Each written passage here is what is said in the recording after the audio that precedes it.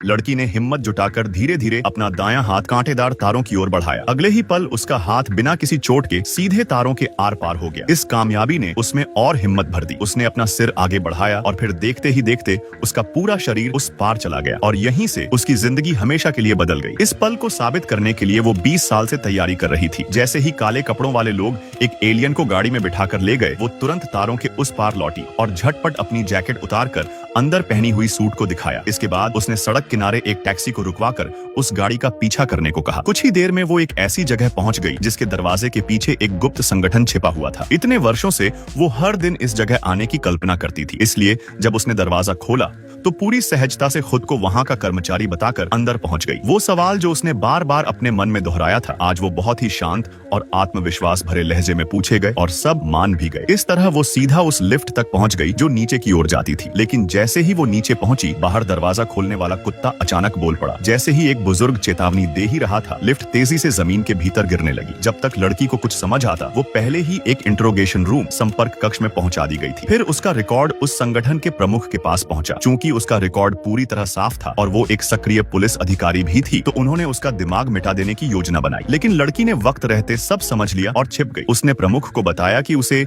इस संगठन के बारे में पहले से पता था। असल में जब वो 5 साल की थी, उसने खुद देखा था कि कैसे उसके माता पिता की यादें मिटा दी गई थी। उस दिन उनके घर में एक एलियन आ घुसा था जो कि बहुत प्यारा और मासूम था। छोटी लड़की को उस पर दया आ गई और उसने उसे खिड़की से बाहर निकाल दिया। उसी दिन से उसने तय कर लिया कि वो बड़ी होकर इस संगठन का हिस्सा बनेगी। उसके इस जुनून को देखते हुए प्रमुख ने उसे एक परीक्षण का मौका देने का फैसला किया। हर परीक्षा में वो पास हो गई और इस तरह वो एक आधिकारिक मैन इन ब्लैक बन गई। उसे एक कोड नेम भी मिला और पूरी तरह से तैयार किए जाने के बाद प्रमुख ने उसे उसका पहला मिशन सौंपा। नए पहचान के साथ उसने एक नई जिंदगी की शुरुआत की। यह अनुभव जितना रोमांचक था, उतना ही अजीब भी। ट्रेन के बंद होने से ठीक पहले उसने एक बोलती हुई झूठी देखी। जैसे ही वो अपनी सीट पर बैठी, ट्रेन अचानक से एक सुपर फ्यूचरिस्टिक वाहन में बदल गई। सुरक्षा बेल्ट अपने आप उसे जकड़ लेती है और ट्रेन की बाहरी बनावट भी बदल जाती है। तेज रफ्तार में वो ट्रेन सुरंगों में दौड़ने लगी और देखते ही देखते वो आधी दुनिया पार कर चुकी थी। ये अनुभव उसे रोमांच से भर देता है। लेकिन जैसे ही वो अपने गंतव्य पर पहुंची, उसका ध्यान उसके मिशन की याद दिलाने वाले नोटिफिकेशन पर गया। उसे याद आया कि वो यहाँ किस लिए आई है। फिर उसने चारों ओर देखा और एक दृश्य देखकर चौंक गई। इंसान और एलियंस एक साथ मिलजुल कर रह रहे थे। फिर उसकी नजर एक बड़ी स्क्रीन पर गई। वो वहाँ मौजूद एक अधिकारी से मिली जिसने बताया कि स्क्रीन पर जो लोग दिख रहे हैं, असल में वे सभी एलियन हैं। एक छोटी सी इंट्रोडक्शन सेरेमनी के बाद उसे उसका ऑफिशियल आईडी कार्ड मिल गया। उसे जगह से परिचित कराने के लिए एक सहयोगी ने उसे संगठन के इतिहास के बारे में बताया। उसी वक्त अचानक एक नया मोड़ आया। थॉर जैसा दिखने वाला एक हैंडसम आदमी वहां आया। इस दृश्य ने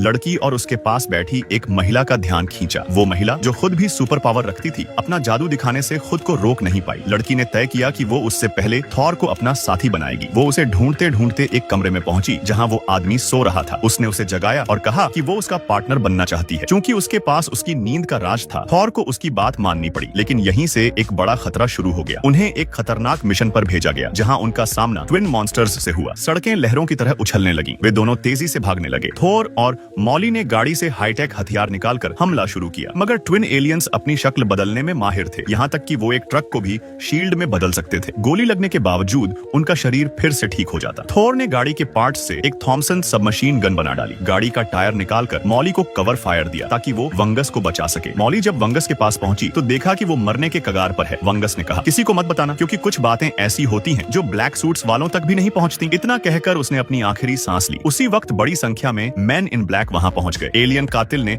खुद को लाल धुएं में बदल लिया और गायब हो गया। लड़की ने हिम्मत जुट, मिशन फेल हो गया। दोनों वापस मुख्यालय लौटे तो उन्हें बॉस ने जमकर डांटा। मॉली सोच रही थी कि स्थिति को स्पष्ट करने के लिए दस्तावेज निकाल ले, लेकिन वंगस की अंतिम चेतावनी याद आई, इसलिए उसने नहीं खोला। उसने एक फाइल तैयार की जिसमें 2 एलियन किलर्स की जानकारी थी। जानकारी बताती है कि ये दोनों किलर्स ड्रेको कॉन्स्टलेशन तियन लोंगजुओ की ट्विन स्टार सिस्टम से हैं। कुछ साल पहले ड्रेको पर फेंगशु ने अटैक किया और उसे नियंत्रित कर लिया था। इन किलर का शरीर भी फेंगशु की म्यूटेटेड सेल से भरा हुआ है, लेकिन यह साफ नहीं है कि उन्होंने वंगस को क्यों मारना चाहा। सच जानने के लिए थॉर हैमर ब्रदर ने वंगस के शरीर से सेल्स एक्सट्रैक्ट की। मॉली को फिर से क्वीन कहकर स्वीकार लिया गया, लेकिन जैसे ही दोनों एंटीक शॉप से बाहर निकले, उन्हें अपनी टीम ने वही राव कर लिया। तो पता चला ऊपर वालों ने देखा था कि मॉली ने वंगस से क्रिस्टल चोरी की, जो कि सच्चे बैकबिया स्टार का सबसे पावरफुल वेपन था। मॉली के पास क्रिस्टल की कोई क्लियरेंस नहीं थी, तो ऊपर वाले को शक हुआ कि वंगस और पूरी घटना का संबंध है। वे तुरंत दोनों की जुइबू शुरू कर देते हैं। थॉर पूरी तरह कंफ्यूज्ड था। मॉली ने सारी बात समझाई, सोचा मॉली भागे, थॉर खुद डिलिबरेटली पकड़वाए, तो मॉली भागी, थॉर सामने आ गए। उन्होंने मो 206 मोटर बाइक सी स्केप किया और कॉन्ग जोंग जंप इंजन दबाकर आसमान की ओर उड़ गए, लेकिन कुछ ही देर बाद फिर काबू हो गए। थॉर फिर कॉन्ग जियानपू करके सहारा डेजर्ट पहुंचे, लेकिन बाइक डैमेज हो गई। उस समय क्रिस्टल अचानक वाइब्रेट करने लगी। थॉर ने क्रिस्टल उठाया और इसे ऑब्जर्व किया। अगले ही पल क्रिस्टल बदलकर एक वेपन बन गया, जिसकी ताकत कम से कम 0.01% में भी इनॉर्मस थी। इस शक्तिशाली वेपन को देखकर थॉर को समझ आ गया कि उनकी टीम उन्हें क्यों हंट कर रही थी। उनका इमीडिएट ध्यान बाइक रिपेयर करना था ताकि डिपार्चर हो सके, लेकिन जैसे ही वे रिपेयर कर रहे थे,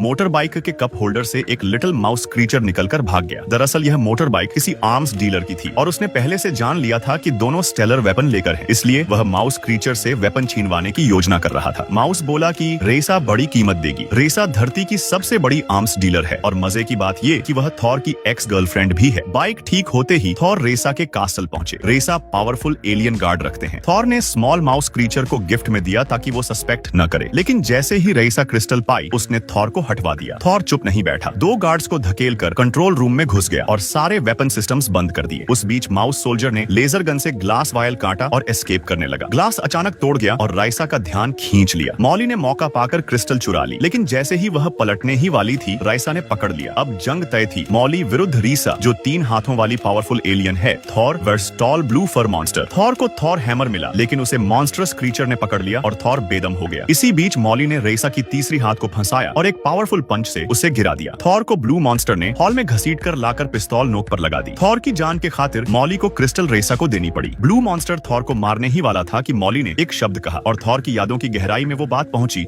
जो 20 साल पहले उस छोटे एलियन ने कही थी। दरअसल वही जो मॉली ने बचाया था, वही अब ब्लू मॉन्स्टर था। दोनों की पहचान हुई और स्थिति पलट गई। मॉली ने क्रिस्टल वापस हासिल कर लिया। जैसे ही वे हेडक्वार्टर्स लौटने ही वाले थे, ट्विन किलर्स फिर आधम के क्रिस्टल छीनना चाहते थे, लेकिन MIB मैन इन ब्लैक के नए एडवांस्ड वेपन्स ने उन्हें मार गिराया। सेलिब्रेशन के बीच मॉली और थॉर को कुछ गड़बड़ सी महसूस हुई। ट्विन किलर्स की अंतिम वर्ड्स थी, हमें रामरो सुधारने की जरूरत थी, जिससे लग रहा था कि वे फोंगशू से कंट्रोल्ड नहीं थे। लेकिन बॉस को दिखाया गया ऑटोप्सी रिपोर्ट कहता था कि उनके सेल्स म्यूटेशन से भरे थे। दोनों ने खोज शुरू की, लेकिन हर रिकॉर्ड डिलीट मिल रहा था और क्रिस्टल भी सेफ बॉक्स से गायब, बॉस भी गायब। तब उन्हें समझ आया कि बॉस ही अंदरूनी दुश्मन था। उसका मकसद क्रिस्टल हाथ लगाना था। तभी आईफिल टावर के ऊपर एक वर्म होल पोएविल्स और हेविली फोंगशू क्रीचर्स उसमें से आ रहे थे, तो थॉर और मॉली धमक आए। फोंगशू वहां पर, बॉस भी वहां जरूर था। थॉर से मॉली ने पूछा कि तुमने फोंगशू को कैसे हराया, पर थॉर को कुछ याद नहीं था। सिर्फ पता था कि उसने फोंगशू को मारा और वह हीरो बना था। जितना याद नहीं, वह मेमोरी सप्रेशन का आफ्टर इफेक्ट था। तो सच इस तरह था, थॉर और बॉस कभी फोंगशू को नहीं हराए थे। बॉस तो फोंगशू द्वारा कंट्रोल था, केवल थॉर ही कंट्रोल नहीं हुए। सच जानकर दोनों टावर की बॉटम तरफ बढ़े। वहां बॉस मिल गया,